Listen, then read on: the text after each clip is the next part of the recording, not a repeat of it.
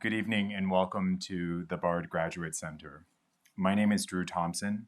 I am an associate professor of visual culture and Black studies, and I am also the curator of the current Bard Graduate Center Art Gallery exhibition titled Sightlines on Peace, Power, Prestige, Metal Arts of Africa.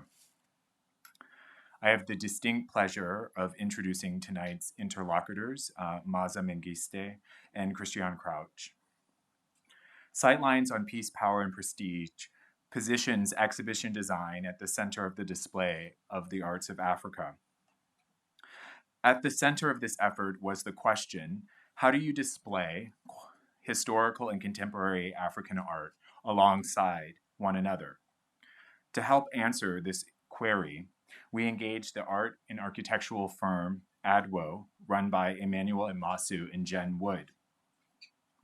The result of these conversations and collaborations is a long wall made of blackened plywood that bisects the gallery spaces on the first 3 floors. Each bay features a platform of varying heights that allows for the display of metal works, an understudied aspect of the arts of Africa. On the walls are works by leading contemporary artists who work in relation to the African continent and the Black diaspora. These contemporary works come into view through the wall's plexiglass. One cannot see the historical without the contemporary, and vice versa. And I invite all of you to, at some point, go see the exhibition and to bring your friends and family. In this exhibition, I think no stone was left unturned. The color of the walls are inspired by the different colorations of metal and sites of extraction of metals. The typeset of the labels is done by an artist whose work was inspired by the cultural and political memorabilia of the civil rights movement, as well as African American literary traditions. Additionally, the selection and placement of the contemporary works feature design and architectural elements that I think draw attention to the 18th century Gilded Age brownstone that houses the art gallery. As part of the public programming and audience outreach of this exhibition, we have invited leading cultural thinkers of our time, including the art critic Jessica Lin, curator Anissa Malvoisin, museum educator Mary Adiugung, writer Maaza Mengiste, storyteller and composer Jerome Ellis, and dancer Okwi Opakwasili to create their own sightlines and to tell their own stories about the works on display. These artists, and creators, and makers were selected because I'm very deeply inspired by their works. And I consider much of what they do as a guide or a role model for the work that I do. So to tonight's guest. Both are writers and thinkers of extraordinary talent and accolades, and I will refrain from listing their titles and awards. Instead, I wish to share kind of a brief personal narrative about why we have asked them here tonight. I read Maaza Mengiste's novel, The Shadow King, while I was on parental leave for my first child. I felt disconnected from the African continent and had a thirst for a more nuanced view of African history. Maaza Mengiste's novel was both comforting and jarring for me during some sleepless nights. What drew me to Maaza's work was also her thought-provoking and unflinching engagement with photography as a history of narrative practice and an attempt to distill and disrupt history through an analysis of photographs. The Shadow King inspired some of the questions and inquiries at the center of the Sightlines exhibition. For example, the role of looking in the display of African art, and thinking about the kinds, quite literally, of shadows that objects cast.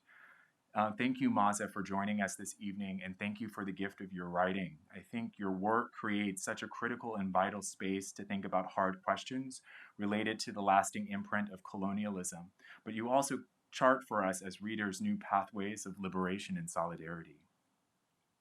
Tonight, Maaza will be in conversation with Christian Crouch, whose own writings and curatorial practice have foregrounded indigenous histories of the Americas and Africa. Christian's scholarship, whether it be her first book, Nobility Lost, or her current project about Prince Alamayu, has helped me, and I think many others, to reaffirm their commitment to the centrality of visual and material culture in the crafting and the telling of historical narratives. Her curatorial and public programming projects have inspired individuals like myself to try their hand at art curation and working within museum institutions. So thank you, Christiane, for joining us this evening. Before I invite tonight's interlocutors to the stage, I have one final thought and invitation. Recently, I was speaking to the architects of the exhibition design. Both reminded me that our collaboration was more than mounting an exhibition. In actuality, they noted the exhibition on display here in the art gallery is about carving out spaces for overlooked objects, makers, artists, and people who have been for far too long excluded from museum institutions, historical narratives, and our own public consciousness. I hope you will see tonight's event as part of this endeavor to carve out space, and that you will see a place for yourself and your interest here at the Bard Graduate Center. Thank you.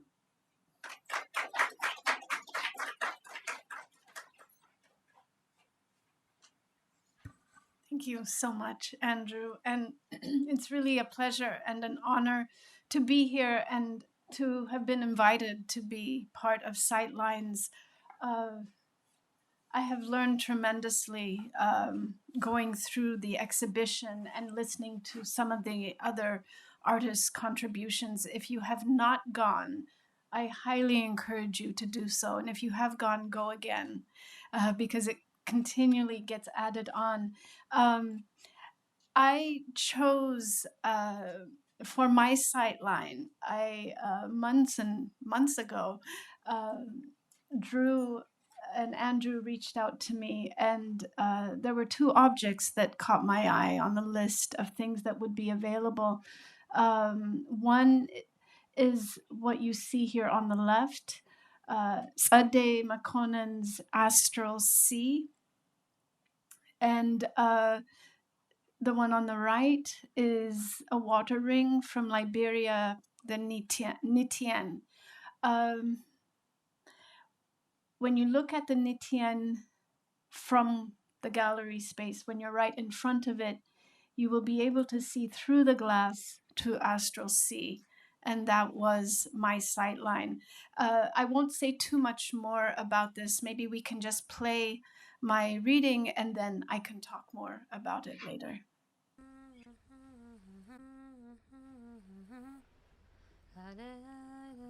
All that is here is not here.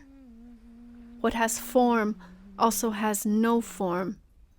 And what is in this gallery is not art. That water ring in front of you, it is not an object. It is something fashioned from faith, unbodied, and all that the glass reflects hints at other worlds that extend beyond sight and seek refuge in other forms. This Nitian is intended to ward off curses, to call upon the gods for shelter and safety.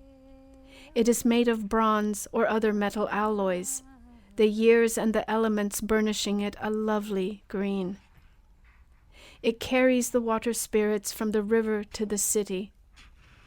It is four-sided, like the corners of the world, understanding that the earth, with its stars and seas and land, is our only true guide. As in, where you go, I go. We. Years ago, my grandmother told me that our dreams will bury us then weep. And I am standing on the shore's edge, looking across to her, she who is now without form. She who is also named Maaza. Maaza, aroma, the essence of something, the scent of a fragrance that grows only in Ethiopia, only in the highlands of East Africa, that beautiful patch of mountains and farmland that makes up my home country and Eritrea. Maaza, something that is here, but not here. Beyond you, through the glass, past the reflections of light and sources of prayer, Astral Sea by Sade Makonan. An act of resistance and a commemoration. A garment she wears like a shroud, like a protection as she places herself in front of structures of power. Sadde, spring, a season of new life, new growths encouraged by rains, by water. Once, on the shore's edge, I watched a boat approach. What descended onto solid earth were rows and rows of tired, hungry people speaking their names as affirmation. I am here. I am no longer there. In the wake of that arrival, other boats, other visions of hope, bodies crossing other bodies that found their final rest between the waves. I am here. I am not here, they say. Those names that no longer have their bodies. They linger in that space that is refuge for all those who never return and never arrive. Invisible constellations buried in the Mediterranean, reflecting light against the stars, no longer victims, no longer tragedy, no longer seeking another place to call home. They have made their own safe passage, an astral sea. What I mean to say to you is this. I remember all that I have not seen. It is possible to love what you can no longer touch. This is not an object. This is not art. This moves in that space of freedom and thought. This moves free.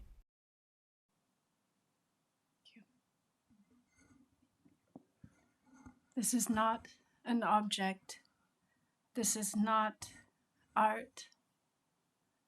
Those are some of the words that Ade Makonnen spoke to a policeman in Italy when she was performing with Astral Sea in front of a boat, the boat that had been part of the October 2013 wreckage in the Mediterranean. That wreck killed hundreds of refugees and migrants seeking home. And that boat was on display at the Venice Biennale like art. When I spoke to Sade, this is a video that we will watch. Those words that she said were part of the influence for me to write this piece and to choose her work as part of my work for Sightlines. Maybe we can play this video now, Jason. So this is an object. I know. This is art. It's not a boat that people died in. I know. You're protecting this as an object, not as a boat that people drowned in, not the lives that died on this boat. I know. You're saying you know, but you care about this as an art piece. That's what you're protecting. You're protecting this as artwork, as an object. I'm of Ethiopian descent. I'm a black person, and I'm here to memorialize the black people who died on this you boat. cannot make the performance inside the exhibition area without authorization It's of not a the performance. without authorization of curator. It's okay. It's not a performance.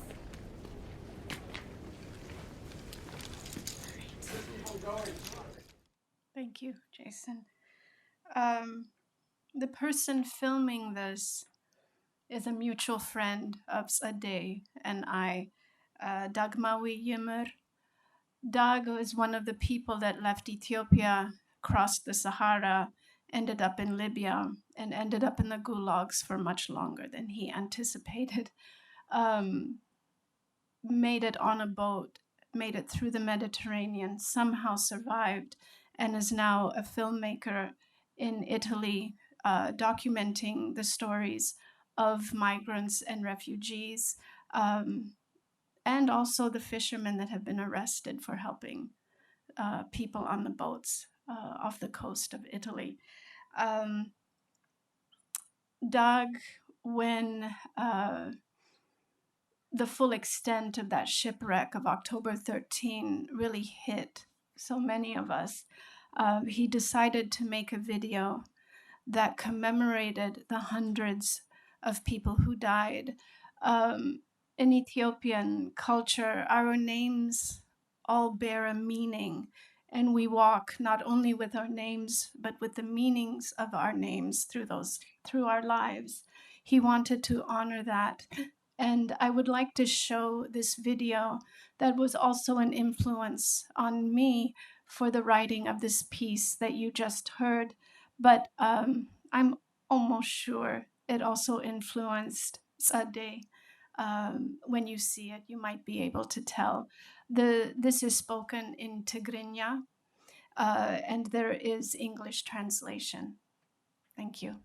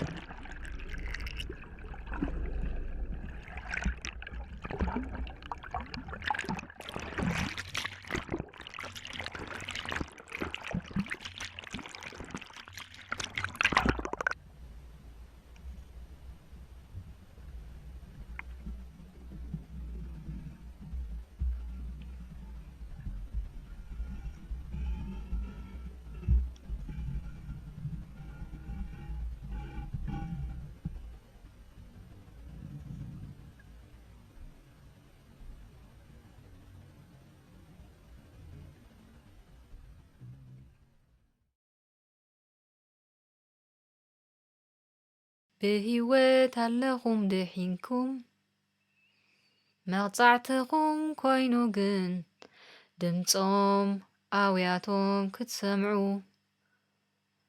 ወላ እዛንኩም እንተሸፈንኩም ኣውያትና ልዑልዩ ቃንዛና ነዊሕዩ መዕገቲ የለን ዝኽትሮ ሬሳና ጸምበለሊልና ኣብ ገምገም ባሕሪ በፂሕና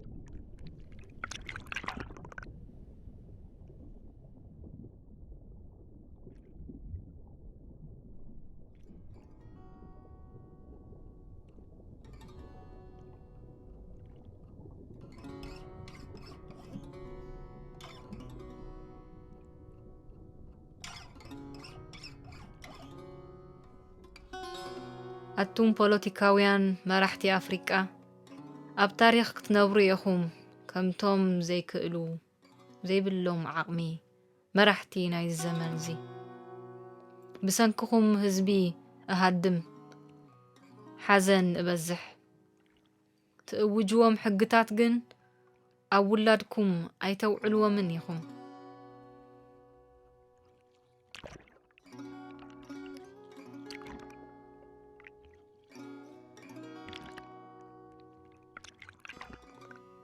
ብሽም ኩሎም ተገፊዖም ዝሞቱ ኣብ ባሕሪ ዝያዳ እንዳተቐላዕኩምን እንዳተፈለጥኩምን ተሪፍኩም ኣቱም መንግስቲ ኤውሮጳ ኣብዛ ኣሎና መጺና ኣሎና ንዕዘበኩም ተግባርኩም ኣብ ፈተና ኣለኹም ብሽም እታ ትኾርዑላ ምዕባሌኹም ኣንቱም ኣመንቲ ፈጣሪ ናብ ሰማይ አንቃዕሪርኩም ትጥምቱ ኣይትርእይዎን ኢኹም ነብሲ ክርስቶስ እንዳኣተወ ብባሕሪ ኣይተስተብህሉን ኣምላኽ ከም ዘሎ ኣብኣቶም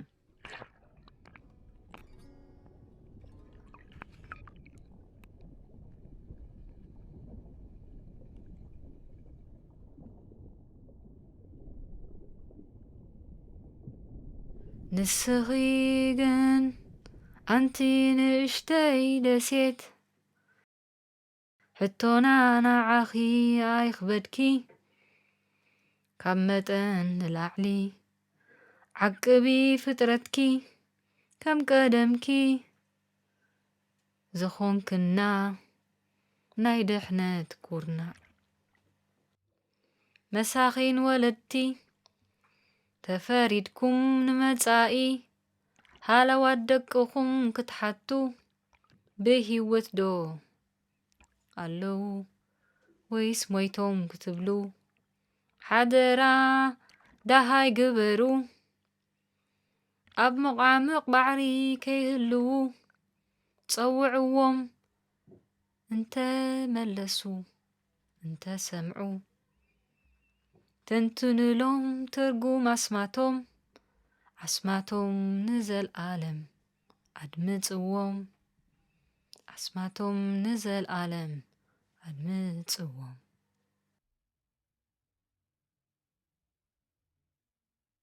ንሞተሉ ልክዕ ሰዓት የለን ኮይና ዶ ሩእያት ኣብ ሞት ዘይኮና ኣብ ህይወት ኔርና ኮይና ቅድሚ 3 ጥቅምቲ ዓመታት ኮይኑ ባሕሪ ካብ ንሰግር ዓመት ካብ ዓመት ንጓዓዝ ዓመት ብዓመት ንመውት ኣድሓኖም he saved them አብረሃለይ enlighten me ዓለም the world አማን አማን አማን አማን አማን አማን he is peace amleset she brought us back aradom he explained araya you showed them asmeret she fulfilled our wish almaz diamond arolker awet awet awet awet she is victory afawarki he has gold in his mouth azeb saba bahlibi joy of our hearts barach he is blessed belletzom he has gone beyond barihu barihu he is illuminated barachat barachat barachat barachat barachat barachat blessing bayene he made his judgment bisrat news brhan brhan brhan light bilen pupil beimnet with faith dahlak islander desale he is pleased desbele he pleased. Maaza, thank you so much for the beautiful thoughts and the way that they are layered together. So there is so much here, but I guess I wanted to start with something in Dagmawi's video. We are more visible dead than alive. And I ask because you have been writing about this for so long. What is it that we can't see? And why is it that we can't see?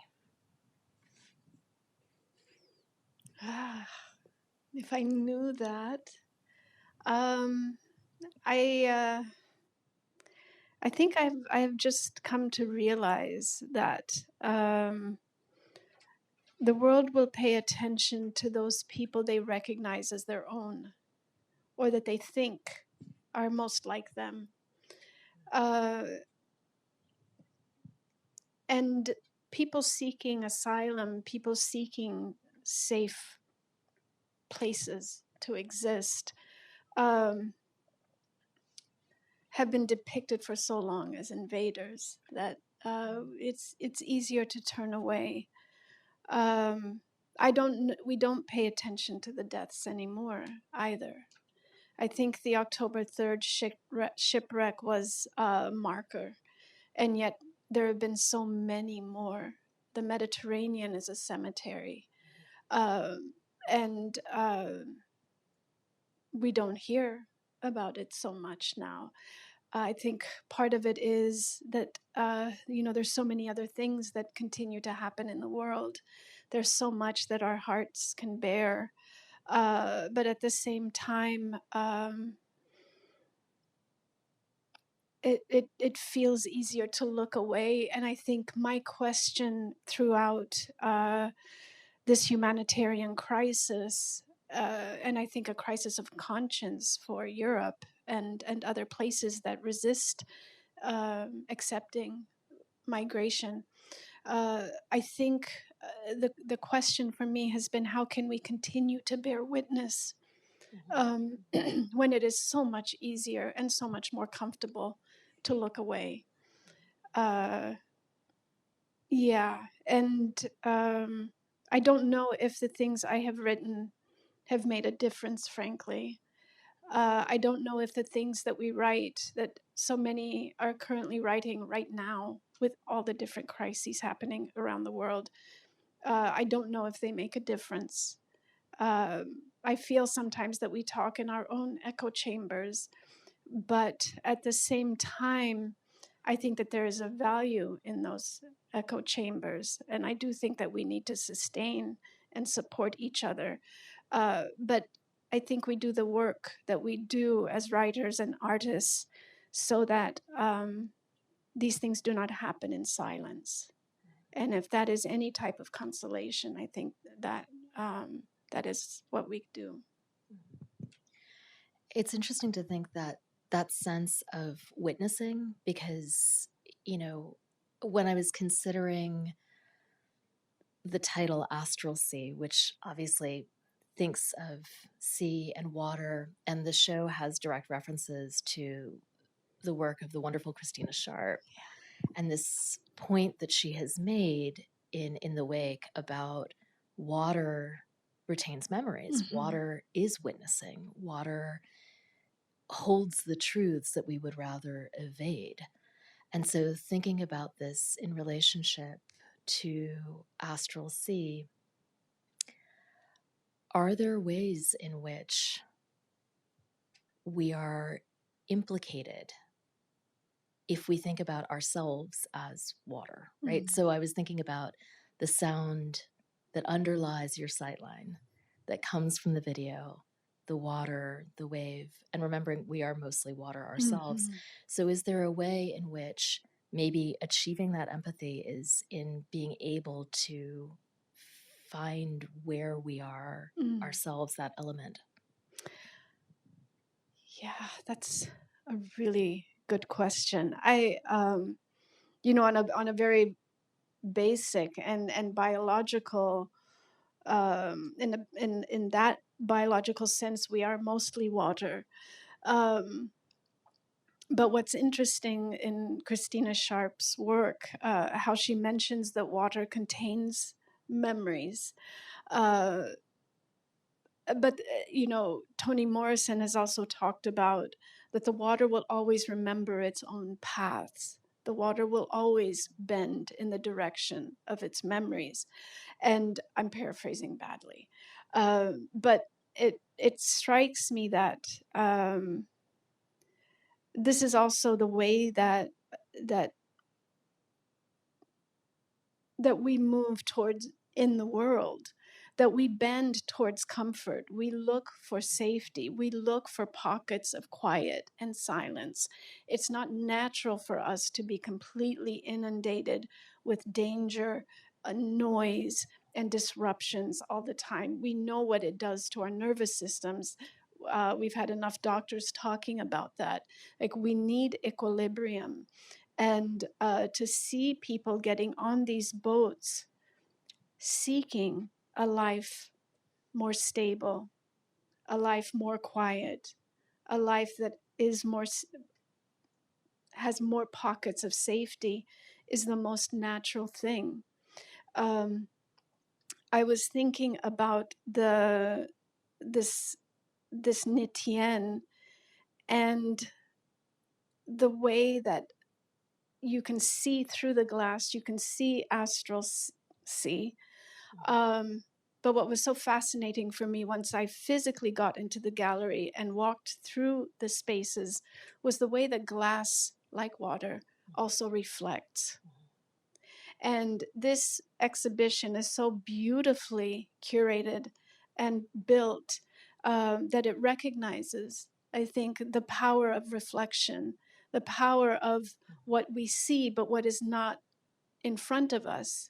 And while I was looking at the Nitien and looking at the astral sea, I was also looking at the reflection of Sadeh's other art piece, which is a structure called Sun Night and Nahum, which is made of, it's a light and carved from the shapes of Coptic crosses.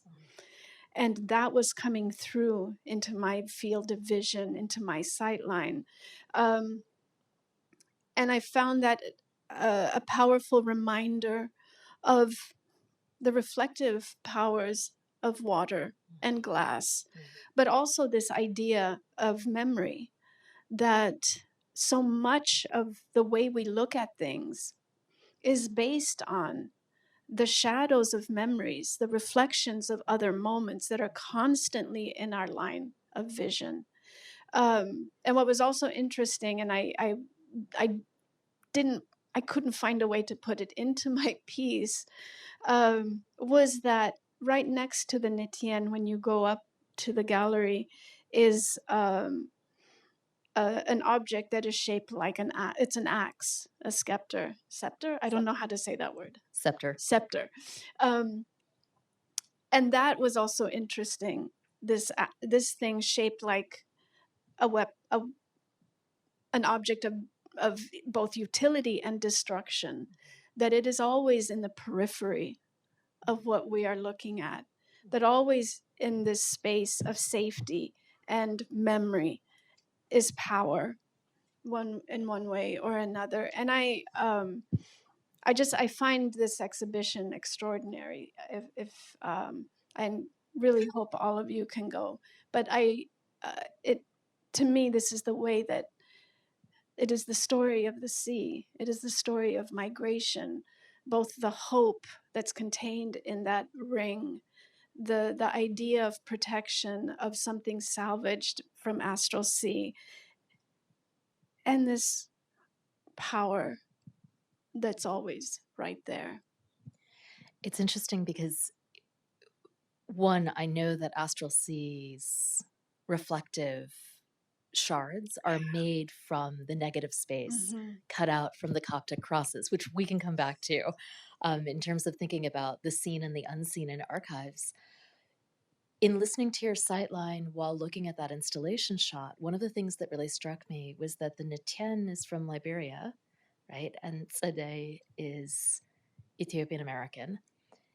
And those are places here that are connected with histories of freedom, right? And so that juxtaposition of the historic freedom that we celebrate versus the individuals escaping that alleged freedom, maybe we could lean into that a little bit more because it's so striking.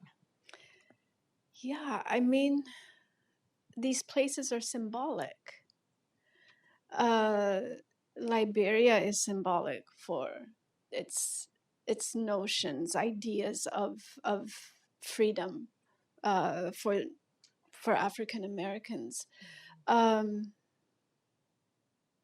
Ethiopia has been a country that has symbolized a fight against fascism and colonialism, and has maintained a freedom from European powers, and yet at the same time within its borders have been constant upheavals. I mean, right now too, there is this ongoing humanitarian crisis, ongoing ethnic cleansing. We heard about it maybe briefly in 2020, but it continues. And as of right now, the violence has spread, and so there will be more people. If there are not now, there will be more Ethiopians trying to flee. They are fleeing. So this symbol of freedom in the 30s and 40s, particularly for African Americans, Ethiopia fought the Italians, fought against fascism, maintained independence. And yet, of course, like with most histories, if you just dig a little bit, you will always find that struggle against power. Always. It's right there on the edge. Unfortunately, right now, it's not just on the edge. It is completely enveloped the country.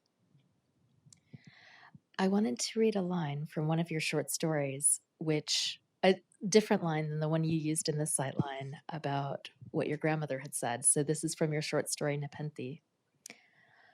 Remembering itself, the sea will no longer speak for the sky. Blue will simply turn back to blue.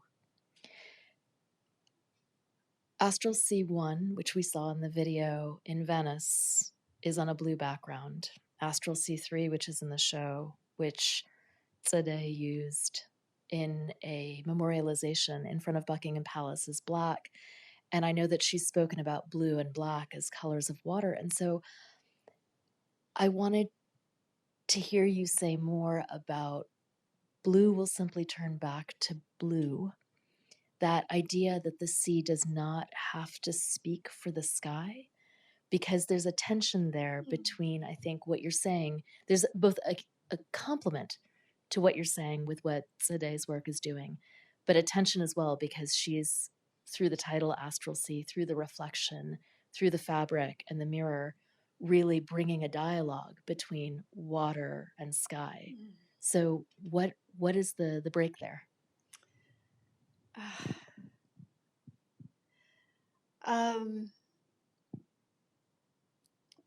Part of the inspiration for that longer piece that you're referencing came from a trip I made to Lampedusa in Italy. And I was researching, this was before the 2013 shipwreck.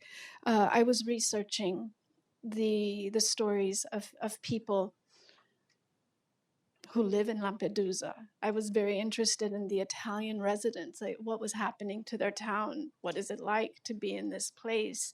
But I was also interested in speaking to the Coast Guard, members of the Coast Guard, trying to get their perspective and see if there were any refugees, any migrants living there or currently there that I could have a discussion with. While I was there, talking to the Coast Guard, like somebody, I don't know, high ranking, he happened to look at his watch in the middle of our conversation and said, if you want to wait about 20, 30 minutes, there's a boat coming, I'll take you there. And I looked at him and I think I was so stunned. I said, you know? He said, oh yeah, we know all of them that come in. And that was new to me back then. I didn't realize that they were watching everything, including the wrecks. So I said, yes, okay, I would like to go. And so he put me right in front, right by the water.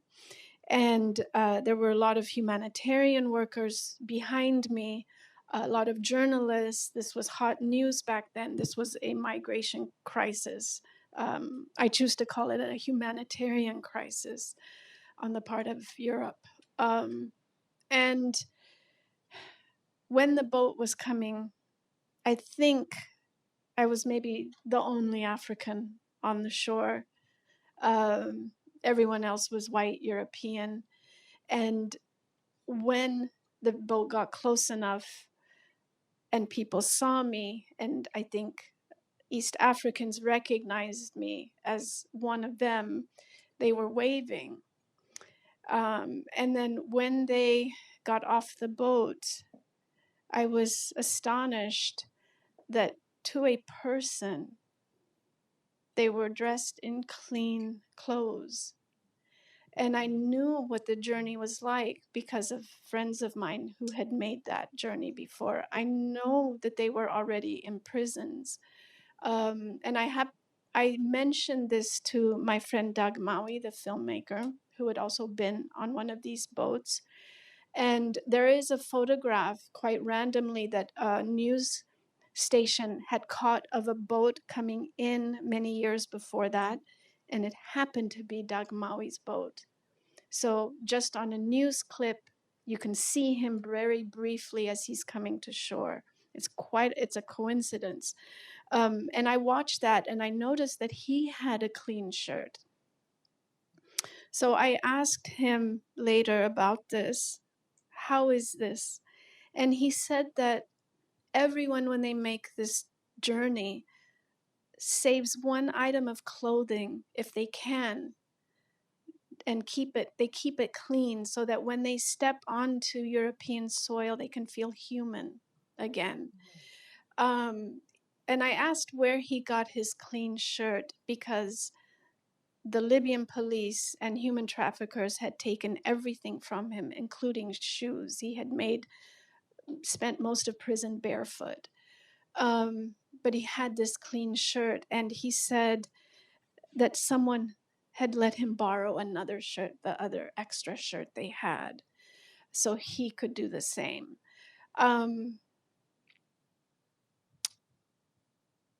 When I think of sky, I think of looking up. I think of hope. I think of all the cliches that we speak of: aiming high, the sky's the limit, keep going higher, hierarchy. Everything is in the vertical, and the sea is in the horizontal. And what these refugees are doing are taking this horizontal journey, and I think looking at reflections of the sky while they're on that boat. And I wanted to think about what that means when one day no one will need to migrate, and the sky can simply be the sky, and the sea can turn back to the sea, and blue will not confuse itself. Yeah. That is both the most hopeful thought I can imagine, and also it captures the weight of the experience. And I think in the same way that the shards on a seemingly delicate fabric in Astral Sea capture the weight of that experience. I could sit up here talking to you all night, but I know that my responsibility is also to include our audience in this conversation. So I'd like to invite members of our audience to ask questions. The floor is open. Please raise your hand so that we can get a mic to you.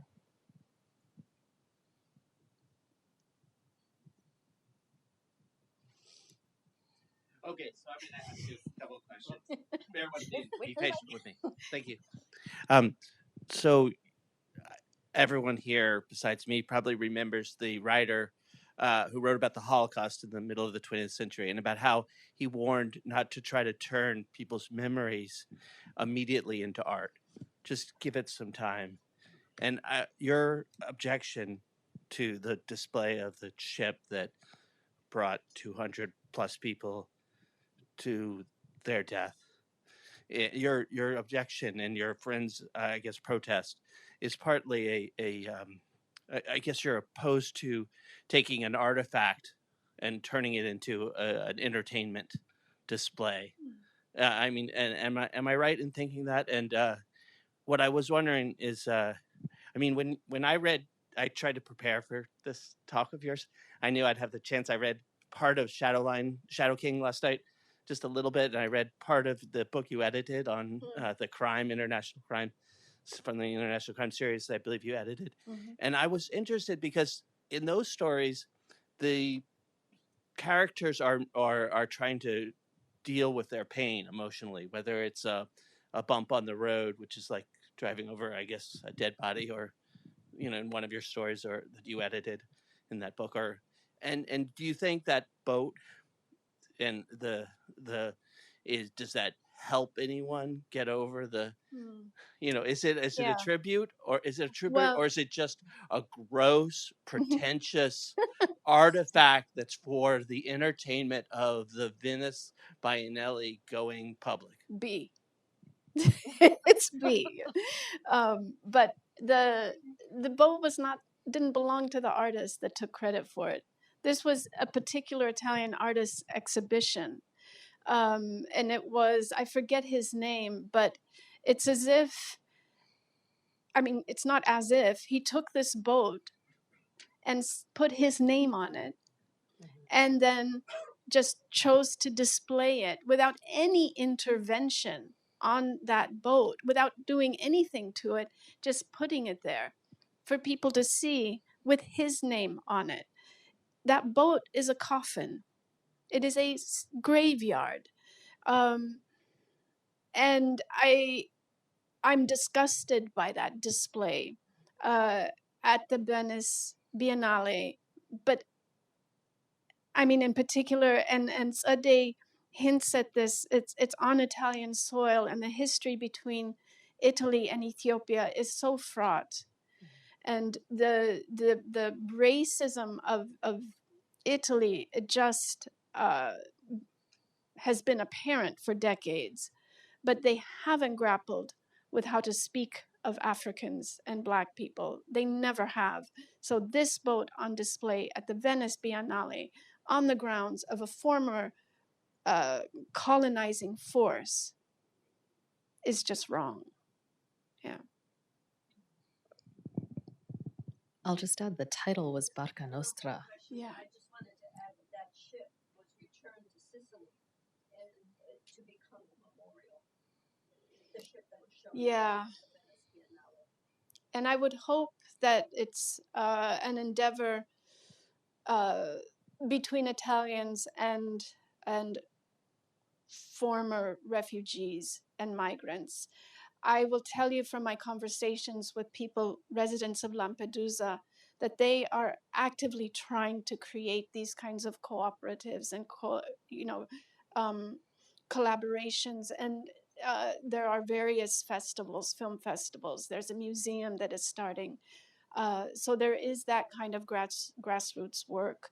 But this, for me, felt like a real aberration. It was pure capitalism and money.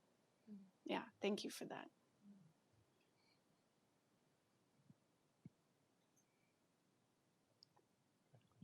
Can I follow up on that? Sure. So what I was saying is that the title of that in 2019 was also Barca Nostra, Our Boat, which is even more possessive. But that makes me wonder about today's intervention without diminishing the history, right? Sanait and Nahom are real people. Yeah. But how we reflect a politics of care, right? How Astral Sea is actually engaging in a project of care and memorialization as opposed to exploitation. And I mean, that's the difference. For a while, I have been struggling with what do you do with these artifacts of history? What do you do with the remains of of conflicts. I mean, from photographs to objects, other objects. What do we do with what remains? And I feel like I've become more and more convinced that without some active intervention, these objects or these photographs will just simply lay in that history where they were born. And we have to intervene in one way or another. For me, this is an ongoing conversation with myself, partly because I've been collecting photographs from 1935 through the 40s. When Mussolini invaded Ethiopia in 1935, a lot of Italian soldiers took their cameras, and I've been collecting those photographs. And I have an archive at this point. And my question to myself, I've been hesitant to display them, has been, what can you do to cut against the history that these photos represent, so that I'm not just showing a pretty picture, but I'm also making some kind of effort to recuperate what was lost in making that image, and not victimizing the subjects in that photograph again in the present day. And that is something I'm still working towards. Yeah. Oh, agreed. In the mid row, so that we have everyone new. Good evening. I'm a huge fan of your work, and I've read Beneath the Lion's Gaze and The Shadow King. I just wanted to find out if you're working on any novels that are coming up soon, and what's your process like? Oh, the pressure's starting. Yes, I am. Yes, I am. And I won't say very much more. But the act of writing is a constant struggle with time. And I'm in it right now. But it is, again, historical fiction. And again, I'm interested in visuals and memory and war. Andrew, we have one in the back. Yeah, there's two. Two in the back.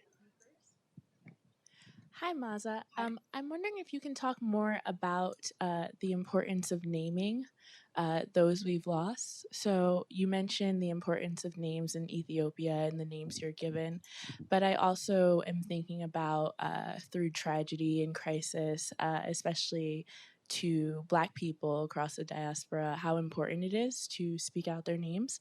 So I'm hoping to hear from both of you a little bit more about that and the place it has in the works we talked about today. You want to start? Oh. I wasn't expecting that. Naming is a way of calling into being. Naming is the thing that is an invocation. Naming is that connection, I think, to memory that you've been talking about, Maaza, that it's not the anonymity, it's not the erasure in the archive.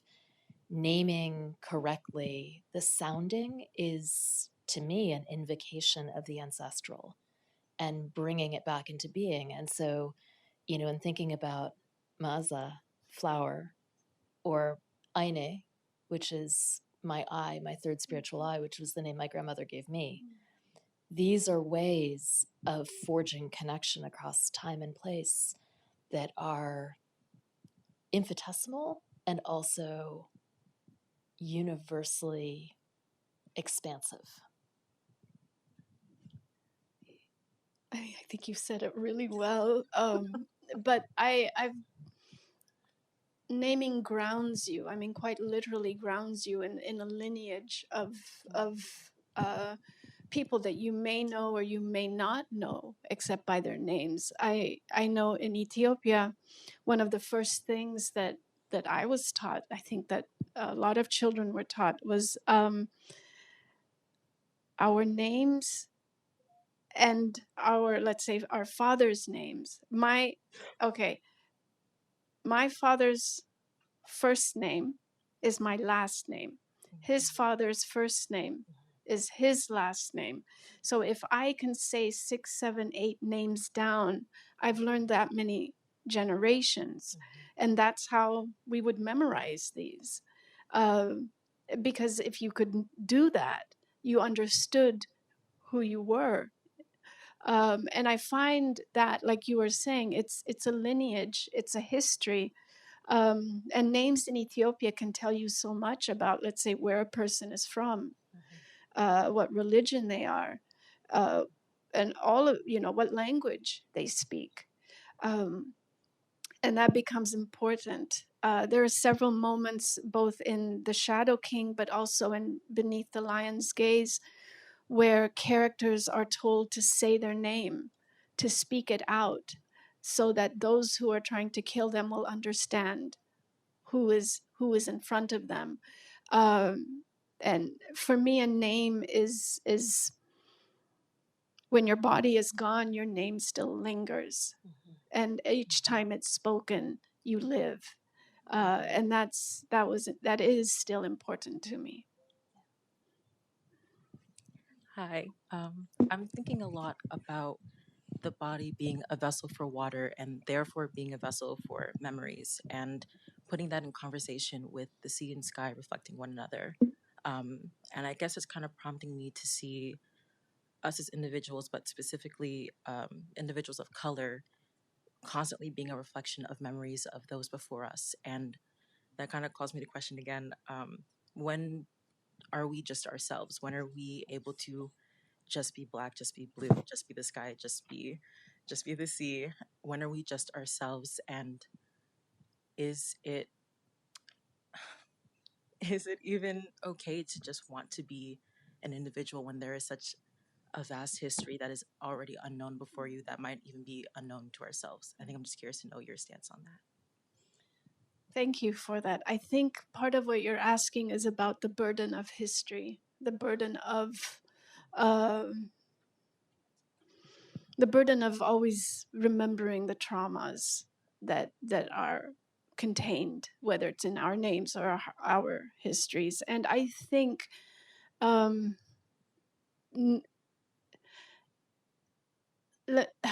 yeah, very short answer, yes, it is possible and it is necessary to be individual, that we're not defined by the traumatic histories of people who came before us, our relatives.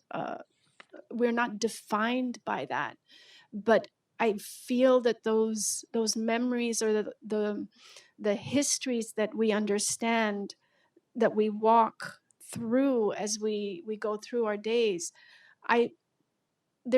those are gifts for me as a creator. Those are tools for me to reshape my vision of the world and to reshape the world into my vision. Those are seeds for inspiration and for activism.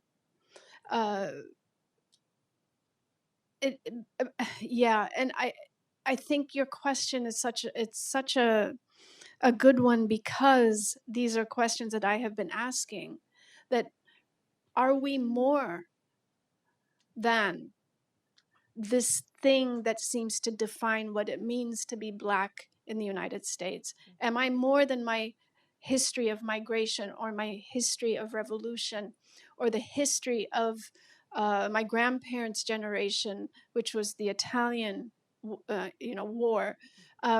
Yes, but the gift that they have given me was the struggle. The joy is the struggle. And that struggle has helped me create work that has helped me understand something about my place in this world as an individual, if I am making sense. Yes, those are seeds for growth. Your ancestors did not fight for you to be burdened by their struggle. They fought for you to be free. And that's the freedom that we have to take. I think that connects so beautifully to the final line of your Sightline, which is, this moves free, right? It's movement, and it's freedom, and it's physical, and it's spiritual. Please join me in thanking Maaza Mengiste for her beautiful contribution.